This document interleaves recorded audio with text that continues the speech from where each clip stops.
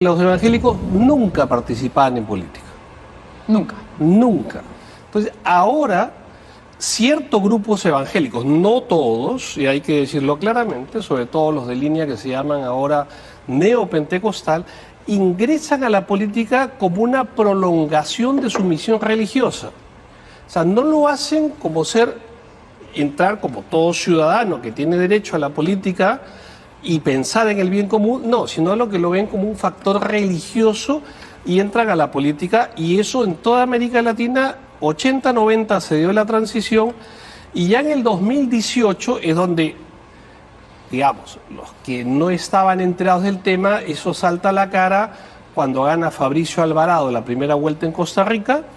En México, AMLO se alía a un partido evangélico, siendo un país, ¿de acuerdo?, que se paró siempre con una tradición laicista secular, y en Brasil con Jair Mesías Bolsonaro. Entonces ahí como que todo el mundo dijo, ¿y quiénes son los evangélicos? ¿Por qué se meten en política? Como que salió el tema, pero esto se vino forjando, ya digo, desde los 80 y 90. Hay una tendencia de hacer más notorio nuestra participación, que es distinto a no haber participado.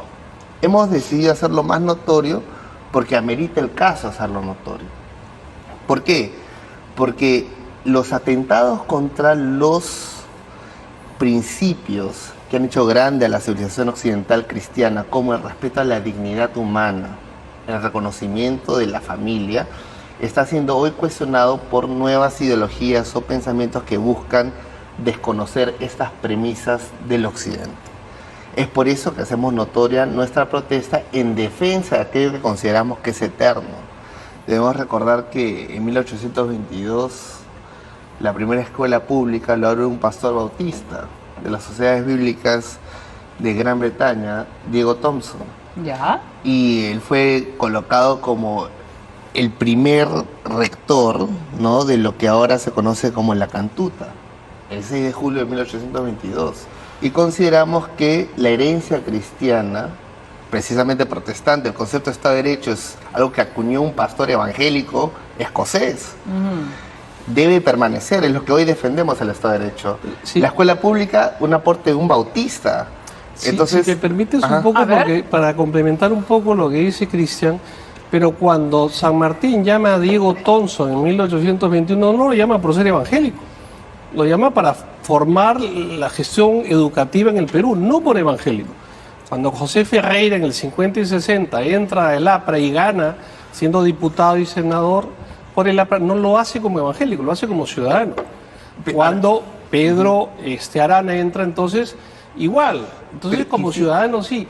La entrada de los 80-90 es un giro, lo que ahora tenemos es un giro totalmente distinto. Como tú bien decías, entran como ciudadanos. Ahora entran como religiosos. Ese es el tema. No sé si me dejo entender, y buscan confesionalizar las políticas públicas. Solamente hacerte esa observación. nosotros no buscamos confesionalizar al Estado, ningún Estado. Simplemente buscamos que el derecho natural, que está recogido claramente por la visión cristiana, tanto católica como evangélica, prevalezca frente a las posiciones que buscan negar aquellas leyes naturales que son autoevidentes. Entonces no hay el intento de confesionalizar el Estado, porque no buscamos la evangelización de las estructuras temporales de la tierra, como sí la Iglesia Católica. Nosotros simplemente buscamos dar testimonio de la verdad. Y hacemos testimonio de la verdad mediante la defensa de la verdad.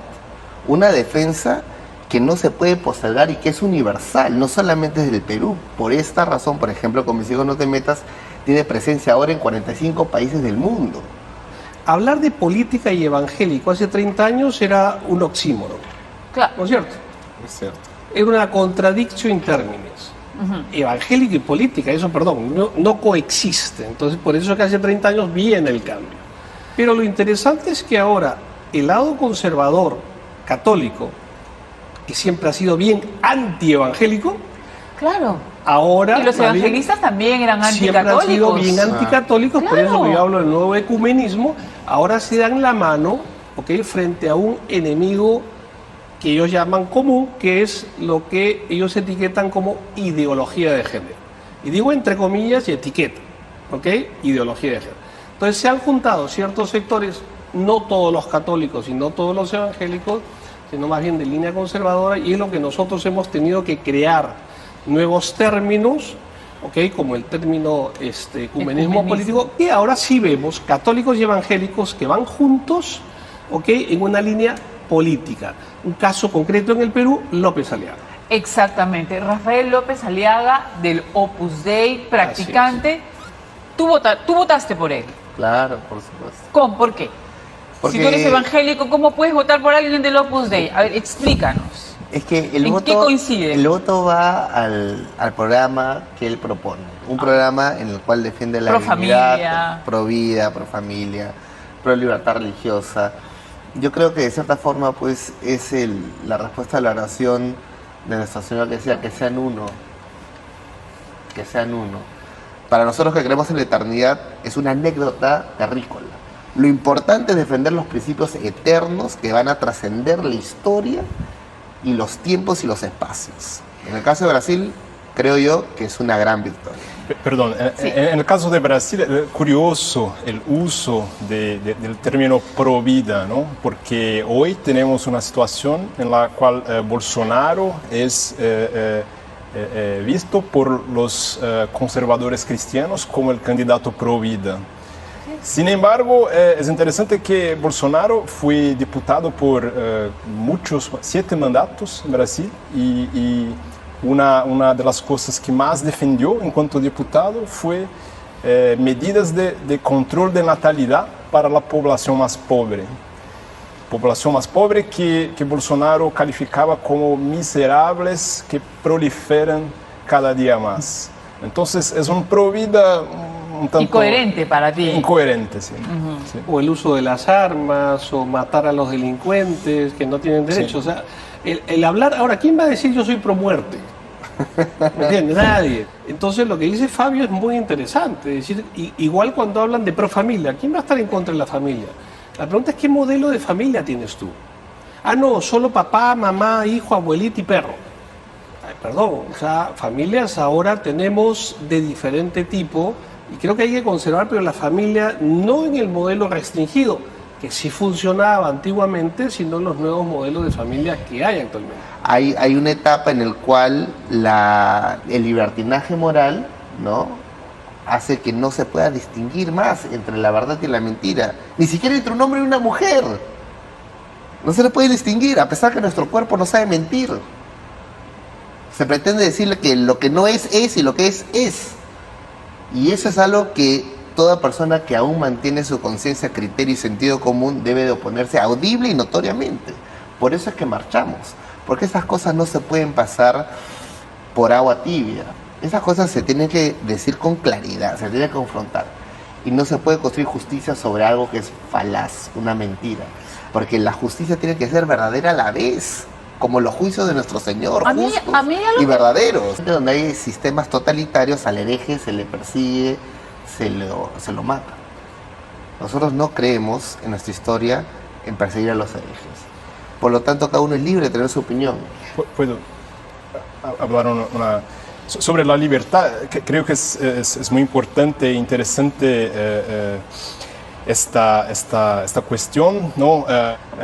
Es interesante que hoy, en el gobierno Bolsonaro, lo que vemos en Brasil es una intimidación de líderes religiosos, muchos evangélicos, contra sus miembros por el voto. Entonces, por ejemplo, hay una coacción o coerción de líderes evangélicos para que los feligreses no voten para Lula.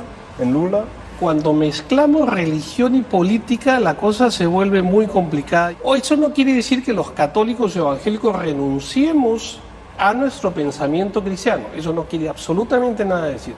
Pero me gusta más, por ejemplo, el modelo católico en el sentido de que los sacerdotes no pueden participar en política. Eso por el derecho canónico. Ahora, Desde toda la vida como candidato de partido. Y si lo hacen, tienen que renunciar. Caso concreto, padre Marco Arana. Entró a la política, tuvo que irse de la diócesis de Cajamarca. En el caso de los evangélicos, ellos pueden y son pastores. Y a su vez son políticos. Son pastores de sus iglesias y políticos de sus partidos. Entonces confundir esas dos Sí, porque dimensiones llega a ser muy a peligroso. veces el hemiciclo parece un templo. A veces escuchas unos discursos y parece una iglesia. Qué bonito. ¿Te parece bonito eso? Claro, porque Pero no sería cada cosa en su lugar. Cuando gana Bolsonaro, yo fui a Brasil un mes, porque esto vengo analizando hace muchos años, y conversando con evangélicos les decía, pero a ver, ustedes que son, y no hay que confundir moral con ética, la moral sí es cambiante, la ética no. Entonces, no es que la moral sea ética, la moral es grupal, situacional, temporal. Entonces, conversaba yo con ellos y digo, pero ustedes siendo tan éticos en su conducta, Bolsonaro es homofóbico, es racista, es xenofóbico, ¿de acuerdo? O sea, se ha casado 3 veces y ustedes mantienen más bien el matrimonio único. En fin, ¿cómo pueden votar por él? Y coincidieron muchos, dijeron, es que Bolsonaro, dice, es o eleito de Deus, el elegido de Dios. Entonces ya yo dije, frente a este discurso, No hay nada. ya no hay nada que hablar. Y entonces yo veo, el peligro es desacralizar a los candidatos y tener un voto, ya digo, que tiene que ser un voto político con esa dimensión religiosa sacralizada. Entonces lo mismo tenemos con Trump, Bolsonaro y en gran parte también con López Aliaga.